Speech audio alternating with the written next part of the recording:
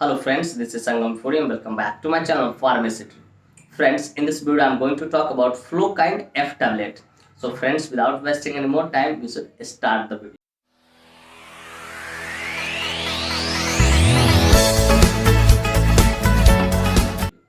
Friends, video को शुरू करने से पहले कुछ बातें मैं यहाँ पे शेयर करना चाहूंगा जो कि आपके लिए एक तरह से वार्निंग है। फ्रेंड्स, यह वीडियो सिर्फ जानकारी के उद्देश्य से बनाई जा रही है। इस वीडियो को देखने के बाद कोई भी मेडिसिन आप खुद से इस्तेमाल ना करें, कतई सेल्फ मेडिकेशन ना करें। Friends, actually I don't support self medication at all. So before taking और using any medicine you must consult your doctor. कि कोई भी दवा लेने से पहले या इस्तेमाल करने से पहले आप अपने डॉक्टर से एक बार जरूर कंसल्ट करें। तो फ्रेंड्स, चलिए वीडियो की शुरुआत करते हैं। फ्रेंड्स, आज का हमारा टॉपिक है Flokind F tablet. Friends, Flokind F tablet एक बहुत ही शानदार, बहुत ही प्रचलित, बहुत ही सुपर प्रिस्क्रिप्शन मेडिसिन है जिसका इस्तेमाल प्रोस्टेट से रिलेटेड प्रॉब्लम को ठीक करने के लिए किया जाता है। अब जाहिर सी बात है, थोड़ा देर पहले मैंने अपने स्पीच में बताया कि प्रिस्क्रिप्शन मेडिसिन है, तो थोड़ा इसे क्लियर करना चाहूंगा। डियर व्यूअर्स, प्रिस्क्रिप्शन मेडिसिन कहने का अर्थ होता है कि कोई भी वैसा मेडिसिन जिसे खरीदने के लिए हमें डॉक्टर की पर्चे की जरूरत हो। डियर व्यूअर्स, मैं उम्मीद करता हूँ ये बातें अच्छे से समझ में आ गई। फ्रेंड्स, यह मेडिसिन 5 अल्फा रिडक्टेज इनहिबिटर तथा अल्फा ब्लॉकर कैटेगरी से बिलोंग करता है। अब जाहिर सी बात है, मैं इतने बड़े टर्म का इस्तेमाल किया तो मेरे व्यूअर्स पूछेंगे sir what is the exact meaning of 5 alpha reductase inhibitor और अल्फा ब्लॉकर की दोनों कैटेगरी का अर्थ क्या होता है। मैंने यहाँ पे दो कैटेगरी इसलिए बोला है क्योंकि इस मेडिसिन के अंदर दो मॉलिक्यूल्स होते हैं, ठीक है, इसलिए मैंने यहाँ पे दो कैटेगरी बताया। तो चलिए जरा इसे क्लियर करते हैं। Dear viewers, 5 alpha reductase category कहने का, इनहिबिटर कैटेगरी कहने का अर्थ होता है कि stop the natural substance which is responsible for enlarge prostate या इंक्रीजिंग प्रोस्टेट। कि कोई भी वैसा नेचुरल सब्सटेंस जो हमारे प्रोस्टेट को बढ़ाने का काम करता है, तो उसको जो स्टॉप करने का काम करेगा, वैसे मेडिसिन को हम लोग 5 अल्फा रिडक्टेज इनहिबिटर कैटेगरी के अंतर्गत रखते हैं। अब बात करते हैं alpha blocker. Alpha blocker category कहने का अर्थ होता है dear viewers, relax the muscle of ureter bladder. ठीक है, कि जो यूरेटर और ब्लैडर के मसल्स को रिलैक्स करने का काम करे, ठीक है, और मेंटेन यूरिन फ्रीक्वेंसी, और पेशाब का जो फ्रीक्वेंसी है, जितना आउटपुट होना चाहिए यूरिन का, वो उसको मेंटेन कर करके, तो वैसे मेडिसिन को हम लोग बोलते हैं अल्फा ब्लॉकर कैटेगरी का मेडिसिन। तो डियर व्यूअर्स, मैं उम्मीद करता हूं कि ये बातें आपको अच्छे से समझ में आ गया होगा। फ्रेंड, चलिए बात करना चाहेंगे कौन सी कंपनी इसको मैन्युफैक्चर करती है, क्या इसके अंदर मॉलिक्यूल्स पाए जाते हैं, क्या इसके यूसेज होते हैं, क्या इसके कंट्राइंडिकेशन होते हैं, क्या इसके साइड इफेक्ट होते हैं, क्या इसके डोज होते हैं। इन सारी बातों को हम लोग समझेंगे इस वीडियो में ना, बहुत डिटेल से। Friends, I will make you understand each and everything in a very simple way. मैं यहाँ पे हर एक चीजों को ना बहुत शानदार तरीके से समझाने का कोशिश करूंगा और बहुत सस्ता भरे तरीके से भी। तो friends, first of all I would like to talk about which company manufactures it. कि चलिए सबसे पहले हम लोग ये बात करना चाहें कौन सी कंपनी है जो इस मेडिसिन को मैन्युफैक्चर्ड करती है। तो फ्रेंड्स, इस मेडिसिन को मैनकाइंड फार्मास्यूटिकल इंडस्ट्री द्वारा मैन्युफैक्चर्ड किया जाता है, जो कि अपने आप में काफी प्रसिद्ध, काफी लोकप्रिय फार्मास्यूटिकल इंडस्ट्री है। और एक जानकारी के तौर पे एक बात मैं बता दूं आपको कि जिस मेडिसिन के सफिक्स के तौर पे, ठीक है, काइंड लगा रहे, तो ध्यान देना कि वो मैनकाइंड फार्मास्यूटिकल इंडस्ट्री द्वारा उसको मैन्युफैक्चर किया जाएगा। बहुत सारे ऐसे मेडिसिन है जिसके लास्ट में काइंड लगा रहा है, समझ जाओ को मैनकाइंड फार्मास्यूटिकल इंडस्ट्री ने ही मैन्युफैक्चर किया होगा। Friends, this medicine is basically manufactured by Mankind pharmaceutical industry.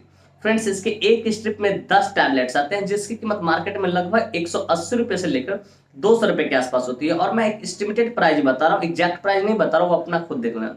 तो फ्रेंड्स, मैं उम्मीद करता हूँ कि ये बातें आपको अच्छे से समझ में आ गया हो कि कौन सी कंपनी इसको मैन्युफैक्चर करती है और इसके एक स्ट्रिप में कितने टैबलेट्स आते हैं और क्या इसका एस्टिमेटेड प्राइस होता है।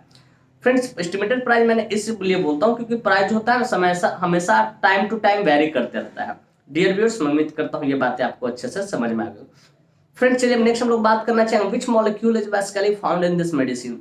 बेसिकली जो मेडिसिन होता है फ्लोकाइंड एफ, इसके अंदर कौन सा मॉलिक्यूल्स पाता है। तो फ्रेंड्स, बेसिकली इसके अंदर एक नहीं दो मॉलिक्यूल्स पाते हैं और दोनों सेम अमाउंट में पाए, दोनों सेम अमाउंट में पाते हैं। नंबर 1 है टैमसुलोसिन। टैमसुलोसिन 0.4 मिलीग्राम पाता है। और सेकंड है इसमें, सेकंड नंबर है, ठीक है, सेकंड नंबर इसमें है आपका फिनास्टेराइड। फिनास्टेराइड भी इसमें क्या पाया, 0.4 मिलीग्राम पाता है। और ये दोनों मिलकर क्या करता है, प्रोस्टेट जो बढ़ा हुआ है तो उसके कारण जो परेशानी हो रही तो उसको ठीक करने का ये काम करता है। लेकिन प्रोस्टेट कैंसर को ये ठीक नहीं करता है, ठीक, इस बात को याद रखिएगा, उसके जुड़े सिम्टम्स को ठीक करने का काम करेगा। तो फ्रेंड्स मैं उम्मीद करता हूँ कि ये बातें आपको अच्छे से समझ में आएगा कि इसके अंदर कौन सा मॉलिक्यूल्स पाया जाता है। तो इसके अंदर 2 मॉलिक्यूल्स पाया जाता है, दोनों सेम अमाउंट में पाया जाता है, टैमसुलोसिन और फिनास्टेराइड। फ्रेंड्स चलिए नेक्स्ट बात करना चाहेंगे इसकी यूसेज के बारे में कि कहाँ कहाँ इसका इस्तेमाल किया जाता है या डॉक्टर कब इसको प्रिस्क्राइब करते हैं या किन किन डिजीज में या किन कंडीशन में इसका इस्तेमाल किया जा सकता है या आप दे सकते हैं किसी पेशेंट को। तो friends let us talk about the usage of this medicine, कि इस मेडिसिन की यूसेज को जरा समझते हैं। तो friends number 1 is treatment of enlarged prostate, कि अगर किसी मेल का प्रोस्टेट बढ़ गया, ज्यादातर प्रोस्टेट जो बढ़ते हैं ओल्ड मैन में बढ़ते, ओल्ड एज में बढ़ते हैं, ठीक है, 50-60 जिसकी उम्र हो उसमें प्रोस्टेट बढ़ते हैं। तो ट्रीटमेंट ऑफ इनलार्ज प्रोस्टेट, कि अगर प्रोस्टेट बढ़ गया हो, ठीक है, तो उसको ठीक करने के लिए इसका इस्तेमाल किया था। जैसा कि आपको पिक्चर में देखने को मिल रहा होगा, एक नॉर्मल प्रोस्टेट का पिक्चर है और इनलार्ज प्रोस्टेट का पिक्चर है। उसके बाद का ट्रीटमेंट ऑफ बीपीएच, बीपीएच कहने का बिनाइन प्रोस्टेटिक हाइपरप्लासिया, बीपीएच कहने का मतलब बिनाइन प्रोस्टेटिक हाइपरप्लासिया, कि ये भी एक इनलार्ज प्रोस्टेट को ही दूसरे शब्द में आप ऐसा कह सकते हैं, बीपीएच बिनाइन प्रोस्टेटिक हाइपरप्लासिया, उसको भी ठीक करने के लिए, बीपीएच को भी ठीक करने के लिए इसका इस्तेमाल किया था। फिर treatment of dribbling of urine, कि इसका इस्तेमाल अगर किसी को पेशाब रुक रुक कर आ रहा, बूंद बूंद करके आ रहा, तो उसको भी ठीक करने के लिए इसका इस्तेमाल किया जाता है, क्योंकि प्रोस्टेट बढ़ने के कारण ही ये सब सिम्टम्स देखने को मिलेगा। फिर कहता है ट्रीटमेंट ऑफ माइल्ड प्रोस्टेट मिगाली, कि अगर किसी का थोड़ा सा प्रोस्टेट में इन्फेक्शन हो गया, बढ़ गया, ठीक है, तो उसको भी ठीक करने के लिए इसका इस्तेमाल किया था।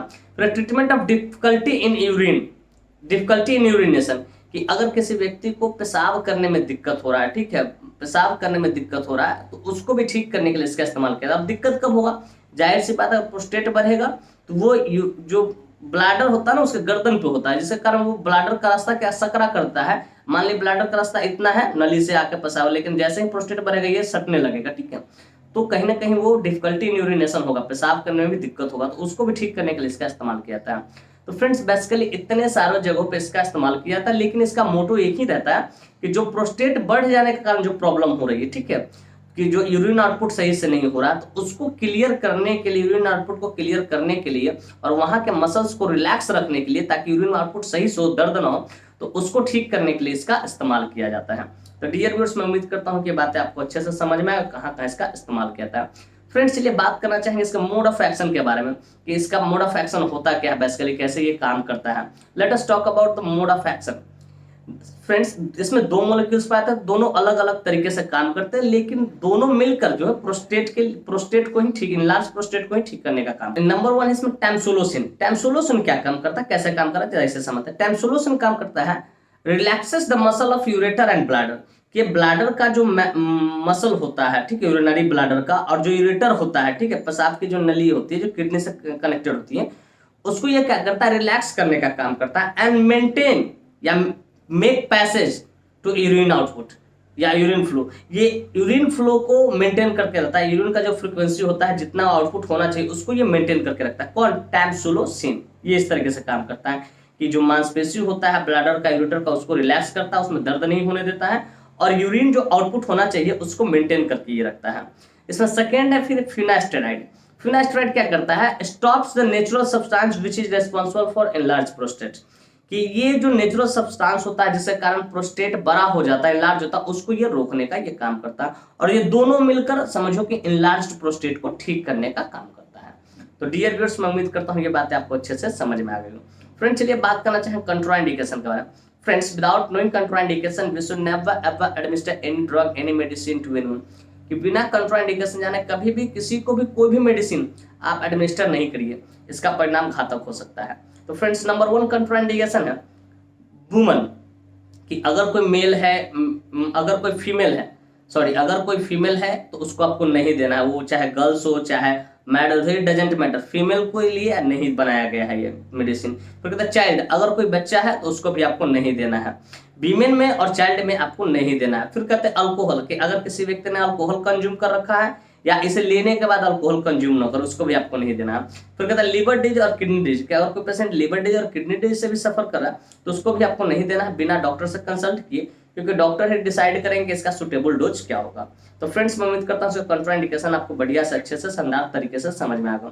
फ्रेंड्स चलिए बात करना चाहेंगे साइड इफेक्ट्स के बारे में। फ्रेंड्स जितने भी एलोपैथिक मेडिसिन होता है उसका कुछ ना कुछ साइड इफेक्ट होता है, जो कि थोड़ा खतरनाक ही इसका साइड इफेक्ट है। चलिए इसका साइड इफेक्ट के बारे में बात करते हैं। नंबर 1 साइड इफेक्ट है इरेक्टाइल डिस्फंक्शन, कि जो अब इरेक्टाइलेशन का जो इरेक्टाइलेशन होता है वो डिस्फंक्शन हो जाएगा, मतलब शीघ्र पतन होना शुरू हो जाएगा, सिंपली समझिए इरेक्टाइल डिस्फंक्शन। दूसरा इंपोर्टेंस, नपुंसकता का आप शिकार हो सकते हैं, कोई भी हो सकता है नपुंसकता का शिकार, ये खतरनाक इसका साइड इफेक्ट है। थर्ड है ब्रेस्ट पेन, आपका जो ब्रेस्ट है या चेस्ट है उसमें दर्द होना शुरू हो जाएगा। फिर कहते हैं डिजीनेस, आपको जो है वो चक्कर आना शुरू हो जाएगा। फिर कहते हैं लो सेक्सुअल डिजायर, जो आपका सेक्सुअल डिजायर वो कम होने लगेगा धीरे। तो फ्रेंड्स ये 5 कुछ इससे साइड इफेक्ट्स है। इस तरह कोई भी साइड इफेक्ट दिखे आप तुरंत अपने डॉक्टर से कंसल्ट करें, ताकि इसके जगह पर दूसरा मेडिसिन को आपको क्या कर सके, एडमिनिस्टर कर सके या प्रिस्क्राइब कर सके। एक बार मैं फिर से थोड़ा साइड इफेक्ट रिपीट कर देना चाहूंगा ताकि आपको अच्छे से याद हो जाए। नंबर 1 मैंने बताया आपको इरेक्टाइल डिस्फंक्शन, शीघ्र पतन का आप शिकार हो सकते हैं। दूसरा मैंने बताया इंपोर्टेंस, हो सकता है आप नपुंसक हो सकते हैं, नपुंसकता का शिकार हो सकते हैं, इसका साइड इफेक्ट है, ठीक है। फिर कहते हैं ब्रेस्ट पेन, आपके सीने में या ब्रेस्ट में दर्द होना शुरू हो जाएगा।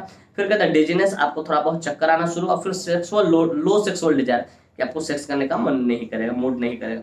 ये कुछ इसके साइड इफेक्ट्स है। तो फ्रेंड्स मैं उम्मीद करता हूँ कि साइड इफेक्ट भी आपको बढ़िया से अच्छे से शानदार तरीके से समझ आए। फ्रेंड्स चलिए बात करना चाहें डोज के बारे में। फ्रेंड्स डोज हमेशा डिपेंड करता है एज पे, बॉडी वेट पे, सिविरिटी पे, जेंडर पे, लेकिन ये जो डोज है इसका, ये तो एडल्ट के बारे में बात कर रहे हैं, जो ओल्ड एज में आ चुके हैं उनके लिए होता है, जिनकी उम्र 60 प्लस हो चुकी है, उनमें प्रोस्टेट ज्यादा बढ़ता है, उनमें ज्यादा ये सारी शिकायतें देखने को मिलती है। तो उनके लिए जो मेडिसिन इस्तेमाल कर 1 ODHS की एक गोली खाना खाकर आपने सोने से पहले इसको लिया जाता है, ताकि यूरिन मेंटेन रहे, यूरिन का आउटपुट बढ़िया से हो, ब्लैडर में ज्यादा जमे नहीं, ज्यादा कलेक्शन ना हो ब्लैडर में। तो फ्रेंड्स मैं उम्मीद करता हूँ इसका डोज भी आपको बढ़िया से समझ में आ गया। फ्रेंड्स मैं उम्मीद करता हूँ कि ये बातें आपको अच्छे तरीके से समझ में आ गया हो। फ्रेंड्स मैं उम्मीद करता हूँ कि ये बात आपको अच्छे तरीके से समझ में आ गया होगा। फ्लोकाइन एफ टैबलेट क्या होता है, कौन सी कंपनी इसको मैन्युफैक्चर करती है, क्या इसके अंदर मॉलिक्यूल्स पाए जाते हैं, क्या इसके यूसेज होते हैं, क्या इसके कंट्राइंडिकेशन होते हैं, क्या इसका मोड ऑफ एक्शन होता है, क्या इसके साइड इफेक्ट होते हैं, और क्या इसके डोज होते हैं। और साथ में ये भी उम्मीद करता हूँ कि मेरी यह वीडियो काफी इन्फॉर्मेटिव, काफी इंटरेस्टिंग, काफी जबरदस्त लगी होगी आपको, और मेरे इस वीडियो से आपको कुछ ना कुछ सीखने को जरूर मिला होगा। Friends if you find this video informative and interesting, hit the like button, subscribe my channel, and don't forget to share with your medical friends and with your common friends. Thank you for watching this video. Bye bye, take care। फिर मिलते हैं next video में, तब तक स्वस्थ रहिए, मस्त रहिए, ख्याल रखिए अपना अपने परिवार का। थैंक यू, धन्यवाद।